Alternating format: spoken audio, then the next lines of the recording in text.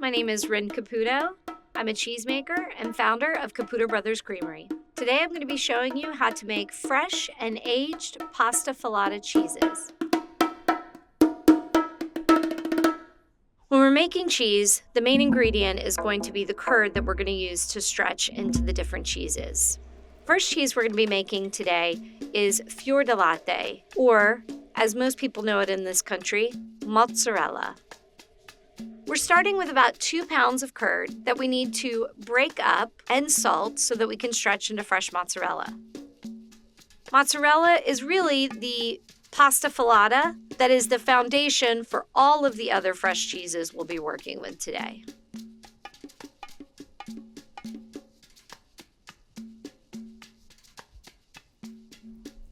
When we're breaking up the curds, we want to make sure that we don't crush or crumble the curds. We're really just trying to peel them apart. This is an important step in the process because we want the curds to be about the same size so that they heat consistently. For 2 pounds of curd, I'm adding about 100 grams of salt. Although all cheeses start from curd, what makes pasta filata cheeses different is that they are finished by stretching. In order to get these cheese curds to stretch, we need to add hot water. 190 degrees Fahrenheit is the temperature we'll be using to make all of the cheeses today. I'm going to add hot water twice. The first time I'm tempering the curds, just trying to get them all up to temperature at the same time. Then I'm going to pour off 3/4 of the water. Once I add the second shot of hot water, I'll see the curds starting to stretch. I want to get it up on this wooden spoon so I can allow those proteins that got loose to now elongate. It's the elongation of those proteins that allows us to have this beautiful waterfall stretch, as we like to refer to it. What I'm trying to do is work out about 80% of the lumps and the bumps to really get this smooth and shiny consistency that I can then form into the balls of mozzarella. It's important that I keep as much moisture and butter fat inside the cheese. Once I've gotten 2 to 3 good, consistent waterfall stretches, and I see that about 80 to 90% of the lumps and the bumps have been worked out, I know that I'm ready to form my balls of mozzarella.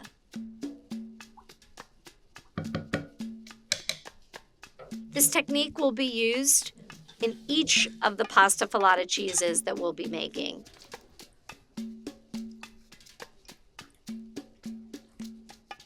I'm going to gather the mass together, making a C with the thumb and first finger of each hand. I'll squeeze the C of my left into the tightest fist I can. Then I'll break the cheese apart. That's where the word mozzarella comes from.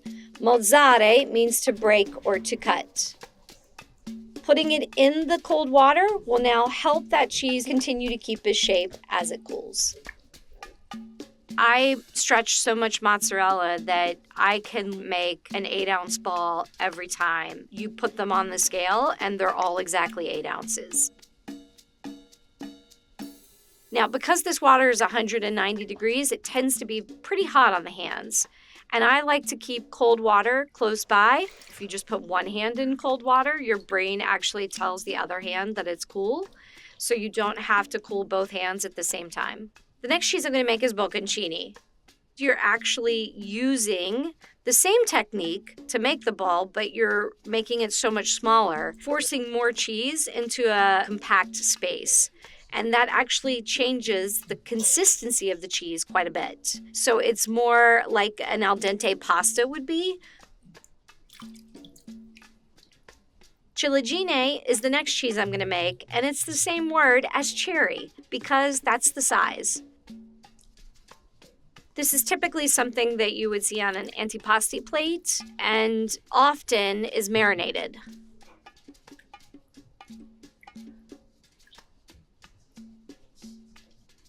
The next cheese I'm going to make is Perlini, small pearls. This is a cheese that would be used more like an accent. The smaller the cheese, the more compact the protein chains are, the firmer the cheese is when you bite into it. The first 4 cheeses I made in the mozzarella family: Fior di Latte, Bocconcini, Ciliegine, and Perlini. Next, I'm going to make burrata. But before I can do that, I need to start with its foundation, Nodini. Nodini uses the same stretching technique as the other mozzarella-style cheeses. In this case, I'm just going to be making a different shape. We're making more of a rope. And that rope essentially is taking those proteins and making them into very long strings. It's not just to make it pretty, it's really about a mouthfeel. To make a bigger knot, I'm going to keep the rope thicker, make a quick tie, and push the knot up towards the top of the rope, similar to tying a necktie.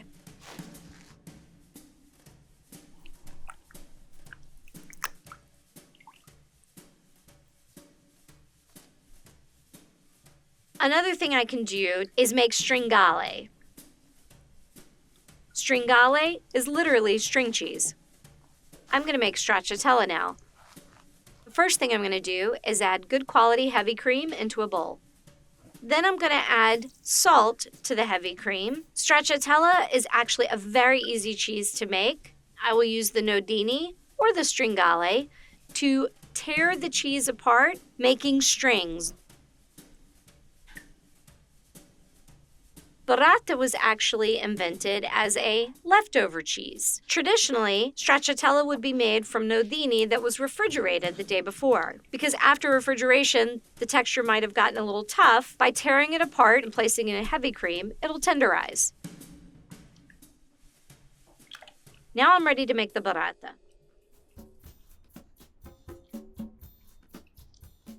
Instead of placing the ball of mozzarella in the water, I'll actually flip it over and flatten the edges, making a ravioli shape.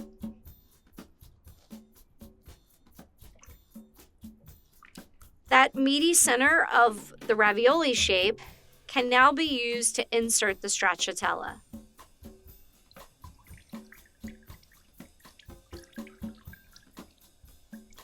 That cheese that was in the center will now start to create a little pouch that the stracciatella can sit in.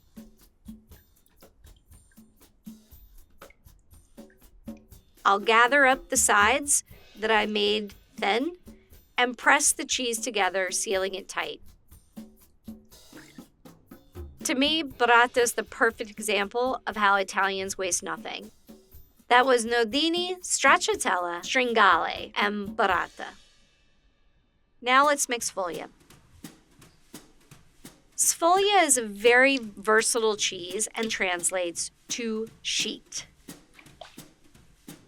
I'm going to treat this as if it was pizza dough, put it into a sheet pan, and then fill it. Once the Sfoglia is properly stretched, instead of placing it in cold water, I'm actually going to wrap it tight and place it in the refrigerator to get it to cool down. Now it's time for me to roll it up. I'm going to add greens and prosciutto.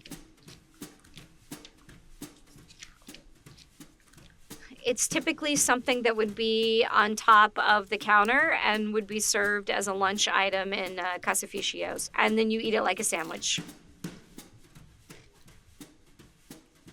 As I'm rolling, I want to make sure I keep it nice and tight so I can cut it into sections and they'll stay together.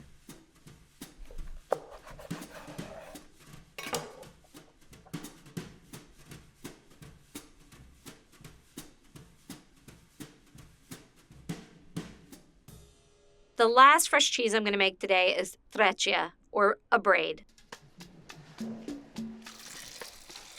The braided cheese is really a nice way for the cheesemaker in Italy to show off.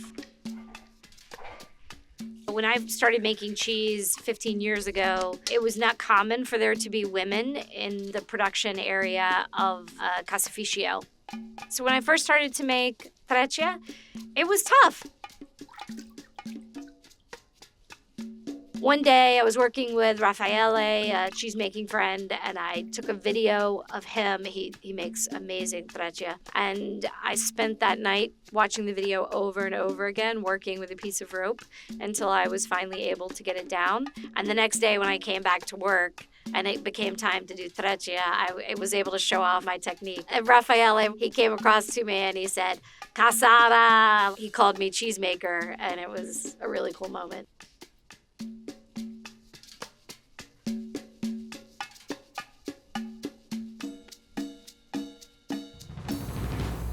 These are all the finished fresh pasta filata cheeses. Now I'm going to show you how to make aged pasta filata cheeses. The first thing I'm going to do is make a salamoia, or salt brine. To make a fully saturated salt brine, I need 3 pounds of salt for every 5 gallons of water. For aged cheeses, we're going to be putting those in the cave, and so I need to make sure that the salt is on the outside of the cheese to preserve the cheese properly for aging. Now I'm going to make provola, which is just a small format of provolone. Provola is a cheese that you would typically see in the deep south. This is a cheese that would be aged for 3 to 6 weeks typically and eaten quite young.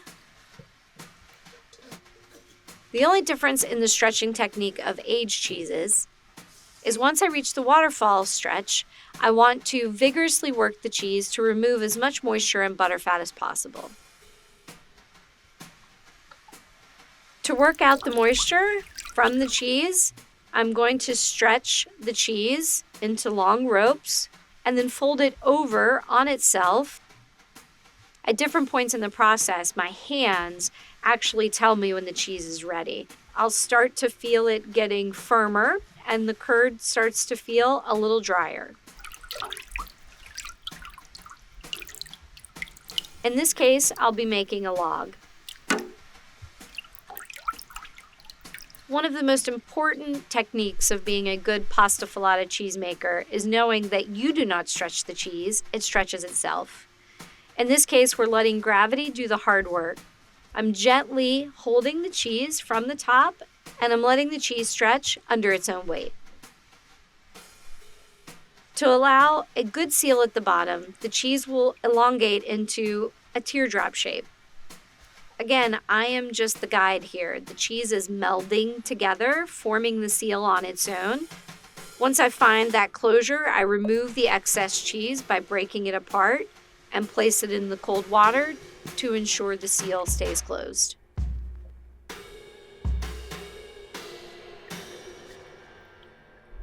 Now I'm going to make Caciocavallo. Literally translated, horse cheese, because when it's bound together and aged in pairs, it looks like the saddlebags of a horse. Caciocavallo is a cheese that typically comes from southern Italy. This is about 5 pounds of curd. So Caciocavallo is typically a larger cheese than Provola. The technique for making Caciocavallo is very similar to the Fior di Latte. In this case, I'll be making a large ball.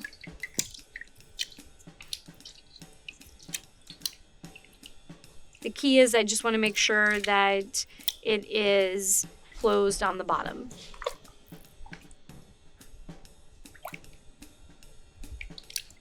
I'll use the remainder of the curds to make Scamorza. Scamorza is typically smaller than Provola or Caciocavallo. Scamorza is a cheese that you would most often find in the regions in and around Naples and will often be smoked. Because these cheeses are very young and very mild in flavor, Italians prefer to smoke over hay as opposed to hardwoods, giving a very subtle smoky flavor to the cheese.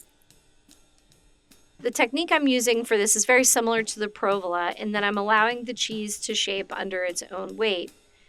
However, instead of allowing the cheese to come to a point and seal, making a money bag, if you will. and using my thumb at the top of the cheese to create a seal.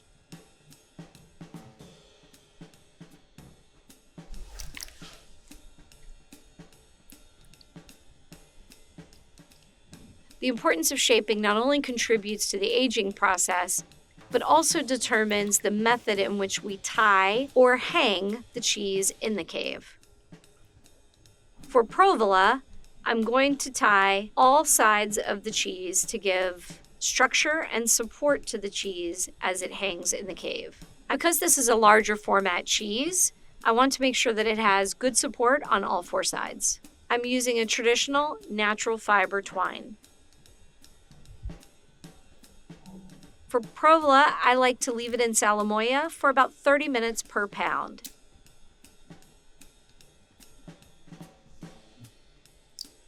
Instead of tying, I'm going to place the Caciocavallo in a net. So that the Scamorza does not break apart in the aging process, I always want to make sure that I don't tie the string too tight and that I leave a nice thick neck around the top to work with.